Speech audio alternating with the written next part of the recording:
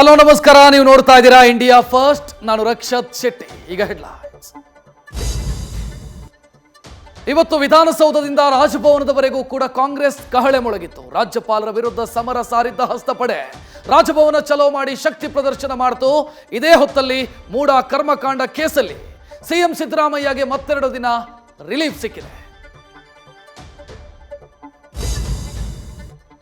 ರೇಣುಕಾ ಸ್ವಾಮಿಗೆ ಚಿತ್ರಹಿಂಸೆ ಕೊಟ್ಟಿದ್ದ ದರ್ಶನ್ಗೆ ಈಗ ಸೊಳ್ಳೆಗಳು ನರಕ ತೋರಿಸ್ತಾ ಇದೆ. ಬಳ್ಳಾರಿ ಜೈಲಲ್ಲಿ ಸೊಳ್ಳೆಗಳ ಕಾಟಕ್ಕೆ ದಾಸನಿಗೆ ನಿದ್ದೆ ಇಲ್ಲದಂತಾಗಿದೆ. ಬೆನ್ನು ನೋವಿನಿಂದ ಬಳಲ್ತಾ ಇರೋ ಕಾಟೇರ ವೆಸ್ಟರ್ನ್ ಟಾಯ್ಲೆಟ್ಗಾಗಿ ಮನವಿ ಮಾಡಿದ್ದಾನೆ. ಈ ಮಧ್ಯೆ ಕೊಲೆ ಆರೋಪಿ ಬೆಡ್ ಶೀಟ್ಗೂ ಕೂಡ ಪರದಾಡುವಂತಾಗಿದೆ. ಬಳ್ಳಾರಿ ಜೈಲಲ್ಲಿರೋ ದಾಸನನ್ನ ಕಾಣೋದಕ್ಕೆ ವಿಜಯಲಕ್ಷ್ಮಿ ಓಡೋಡಿ ಬಂದಿದ್ದಾರೆ. ಗಣಿ ಧೂಳಿನ ಮಧ್ಯೆ ಕಾರಾಗೃಹಕ್ಕೆ ಎಂಟ್ರಿ ಕೊಟ್ಟು ದಾಸನಿಗೆ ಬಟ್ಟೆ, ಡ್ರೈ ಫ್ರೂಟ್ಸು, ಬಿಸ್ಕೆಟ್ ಕೊಟ್ಟು ನೋಡ್ಕೊಂಡು ಹೋಗಿದ್ದಾರೆ. ಈ ಮಧ್ಯೆ ಕಾಟೇರಾಗಿಂತ ಮುಂಚೆ ಬೇಲ್ಗಾಗಿ ಅರ್ಜಿ ಹಾಕಿದ್ದಂತ ಪವಿತ್ರ ಅರ್ಜಿ ವಜಾ ಆಗಿದೆ. ಕಿಚ್ಚ, ದಚ್ಚು ಈ ಹಿಂದೆ ಕುಚಿಕುಗಳು, ಆದ್ರೆ ಈಗ ಇಬ್ಬರು ದೂರ ದೂರ.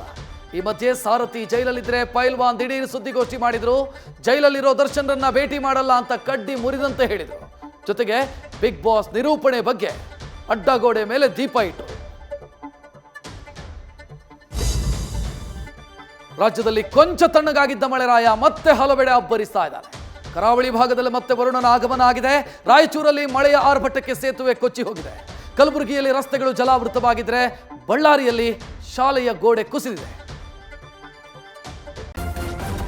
ನ್ಯೂಸ್ ಫಸ್ಟ್, ನಿರ್ಭೀತಿಯಿಂದ ನಿಮ್ಮ ಪರವಾಗಿ.